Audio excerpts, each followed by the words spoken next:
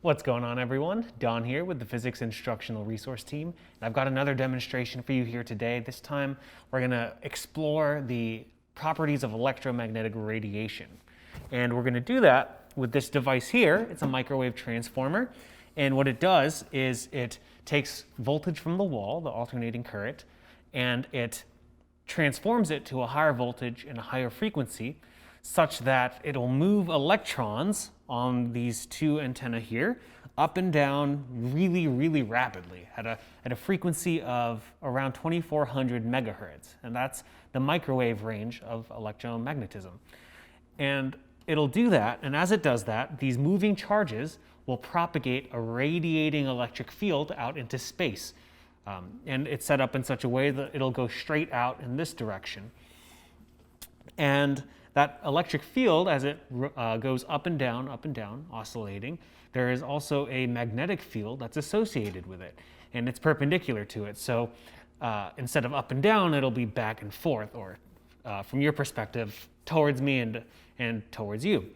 And as it goes up, it's towards me. As it goes down, it's towards you. And we will be able to measure both the electric field and the magnetic field using two different methods. The first is going to be this receiver antenna that is just a straight line. It kind of looks like the transmitter antenna, and as that electric field moves out into space, it'll cause electrons in the surface of this metal to go up and down, and we will register that as current.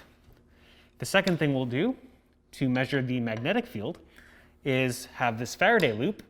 And this Faraday loop is just a loop of wire that, when it feels magnetic flux, due to Faraday's law of induction, as it goes through the loop, we will see an induced current.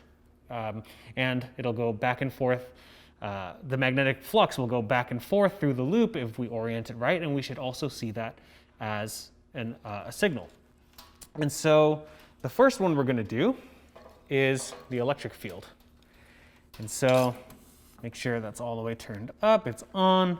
And so when I bring this antenna close to it and parallel, we already actually see a little bit of signal. As I bring it close, we get a big signal. And as I move it further away, we get a smaller and smaller signal. Now, it's strongest when it's parallel, perfectly parallel to the transmitter antenna. But when I rotate it 90 degrees, we go down to 0.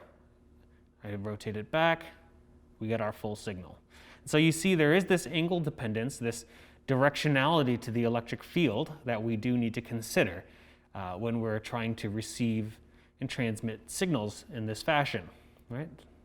And so the second thing we can do, after verifying that the electric field that is being radiated out into space, is verify that there is indeed a magnetic field. And so I'll connect my Faraday loop.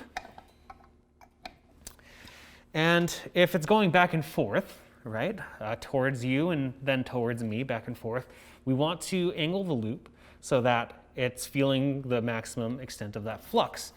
And again, I want to emphasize the directionality is what matters here.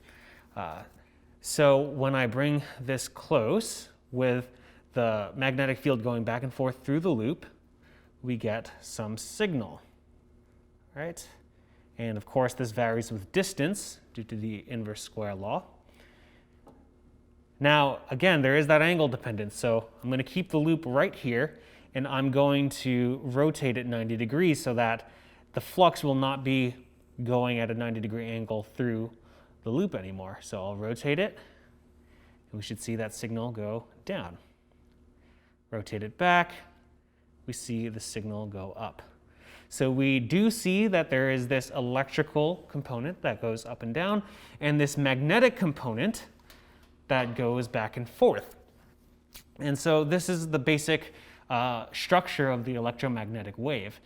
This is in the microwave frequency, and we can do something interesting with this grate here.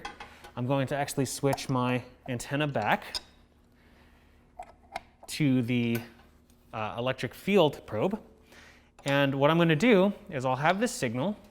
We see it gets some of that signal. And what I've got here is this aluminum grate that can absorb that electric field that this transmitter is producing. And when I introduce it with the great parallel to the field, we see that the field drops down to 0. Before it can reach the probe, it's being absorbed by this conductor that's in the way with the correct orientation. Now, I'll remove it.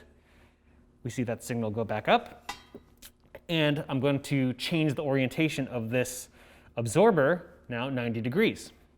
And when I introduce that 90 degrees out of phase, we should see that the signal still gets through pretty much perfectly.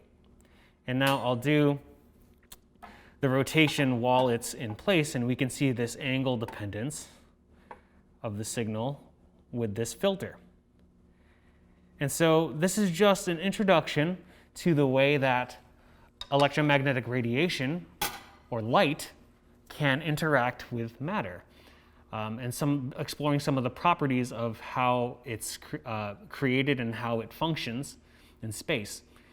This is in the microwave range, and so in the future you might play with this idea in the infrared range, in the visible range, in the UV range, even in the radio range or X-ray range.